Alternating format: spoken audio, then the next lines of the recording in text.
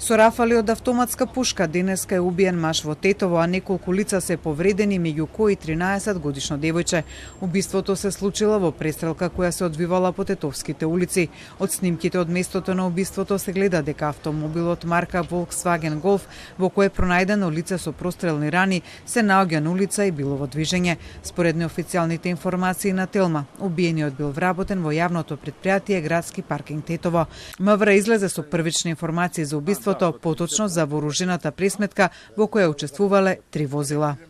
На крстосница од улица Илинденска со улица Благоја Тоска во Тетово се случила вооружена пресметка помеѓу лица од 2 возила, при што се случила и сообраќајна незгода, пошто двете возила го напуштиле местото.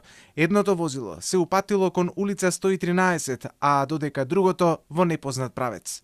Според очевици, автомобилот Ford Fiesta кој се упатил кон улицата 113 било со тетовски таблички, сопственост на 19-годишен жител од селото Гајре, Тетовско, кое по проверката било утврдено дека се неважечки.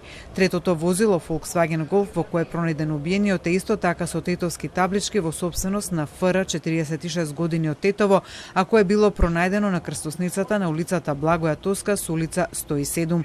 Инаку убиството се случило во 12 часот и 30 минути, при што во покањето е повредено и 13-годишно девојче кое случајно се нашло во близина. Девојчето се здобило со прострелна рана, пошто веднаш било пренесено во клиничката болница во Тетово. Во престрелката се повредени уште 3 лица, од кои 2 со прострелни рани, кои поради тежината на повредите се пренесени во клиничкиот центар во Скопје.